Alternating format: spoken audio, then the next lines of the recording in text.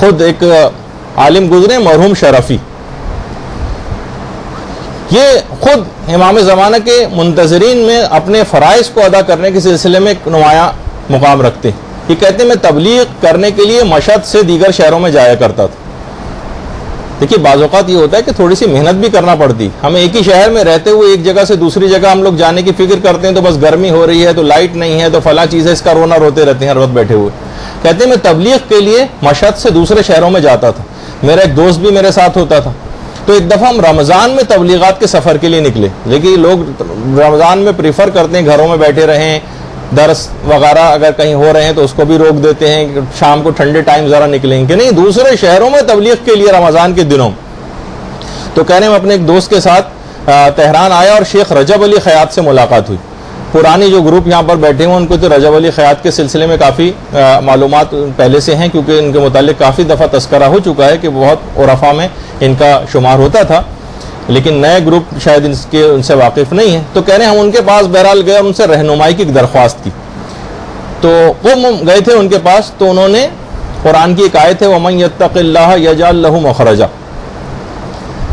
اس کا ایک عمل ہمیں بتایا اور کہا کہ تم صدقہ دو اور 40 دن تک روزے رکھو، اور اس عمل کو ان 40 دنوں میں انجام دو۔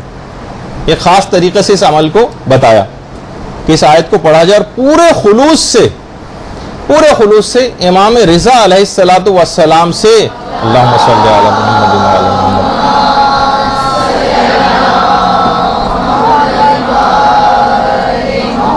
پورے خلوص سے امام رضا سے حضرت حجت کے تقرب کو طلب کرو۔ دیکھیے بہت ایک تو ہوتا ہے براہ راست تقرب کی بات کرنا، نہیں، یعنی درمیان میں واسطہ امام رضا علیہ الصلوۃ والسلام کا رکھو، اور یاد رکھو انہوں نے ہدایت کی اس تقرب کے حصول میں کوئی مادی منفعت دماغ میں نہ ہو، کوئی مادی منفعت دماغ میں نہیں ہونی چاہیے۔ تو آغا شرفی کہتے ہیں کہ ہم نے بہرحال اس عمل کو کرنا شروع کیا، میرے دوست نے اور میں تو کچھ ایسا بیچ میں چیز آ گئی کہ میں اس عمل کو جاری نہیں رکھ سکا، لیکن میرے دوست نے اس عمل کو پورا کر لیا۔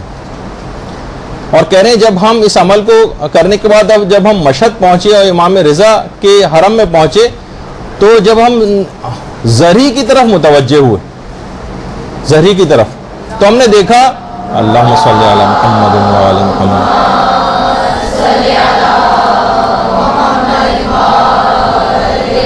کہ حضرت حجت کا نور وہاں پر ظاہر ہو رہا ہے زرہی کے بالکل سامنے۔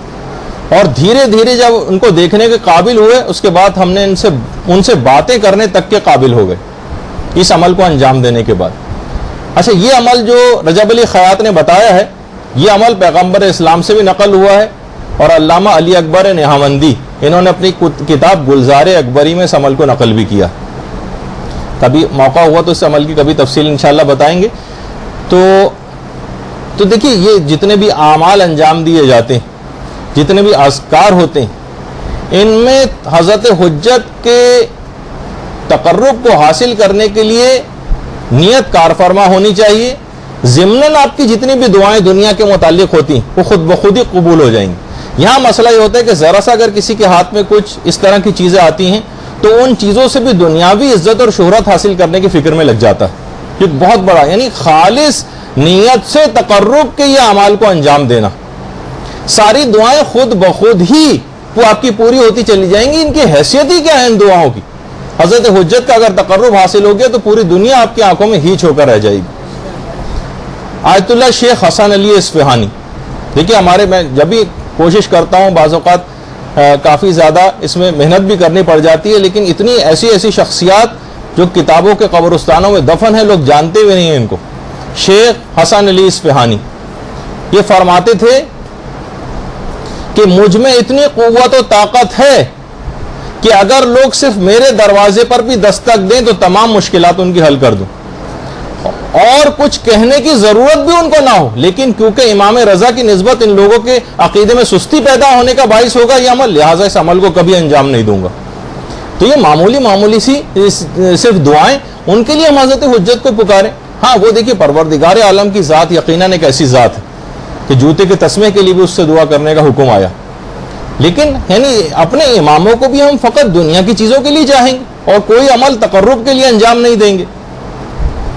تو بہرحال شیخ حسن علی اصفہانی، یہ ان کی قبر مبارک کی تصویر ہے.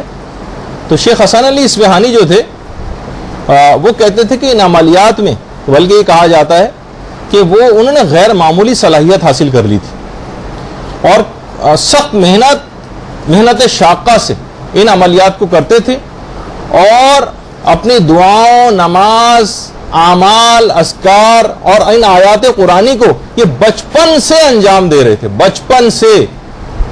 اور کہہ رہے ہیں اس دوران غیر معمولی ظاہر کی صلاحیت پیدا ہو گئی تھی شیخ حسن علی کی. تو نوٹ بھی کرتے جاتے تھے کہ کس عمل کا کیا نتیجہ ہے. اس عمل اپنے تاثرات اپنے ڈائری میں نوٹ کرتے جاتے تھے. اس میں جو مشاہدات ان کو ہوتے تھے، مہم نکات اور کچھ اسرار کا مشاہدہ کرتے تھے شیخ حسن علی، ان کو نوٹ کرتے جاتے تھے. اور ان اسرار کی وجہ سے ہر کس و ناقص کے ہاتھ میں ہی عملیات کو دیتے بھی نہیں تھے.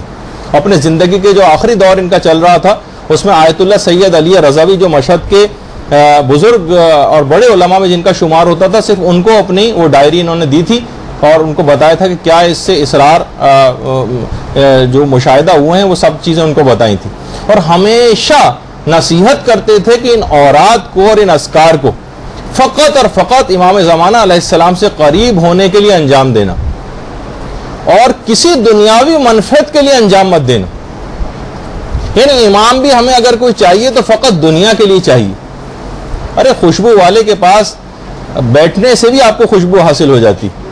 تو ایک دفعہ امام کو خلوص دل سے پکاریں، خلوص دل سے ان کے لیے کام کریں، یہ دنیا تو خود ذلیل ہو کر آپ کے قدموں تلے آ جائے گی.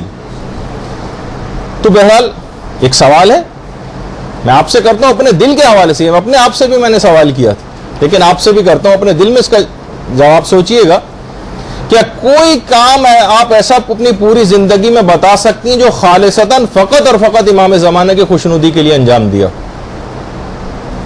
خالصتاً صرف امام، کوئی مادی منفعت دماغ میں نہیں، کوئی رشتے کا مسئلہ نہیں ہے، کوئی شادی کا مسئلہ نہیں ہے، کوئی بچے کا مسئلہ نہیں ہے، کوئی روزگار کا مسئلہ نہیں ہے، کوئی بیماری کا مسئلہ نہیں ہے، اس ہٹ کر صرف اور صرف امام زمانہ سے متعلق. یعنی ہم کو امام سے شادی کے مسئلے میں، اولاد کے مسئلے میں، نوکری کے مسئلے میں، پیسے کے مسئلے میں، بزنس و کاروبار کے سلسلے میں اور دنیاوی مقاصد کے لیے ہم ان کو چاہتے ہیں. دیکھیے آپ کا جو امام ہے یہ آپ پر مسلسل توجہ رکھتا ہے. برحمتك يا أرحم الراحمين وصلى الله على محمد وآله الطاهرين.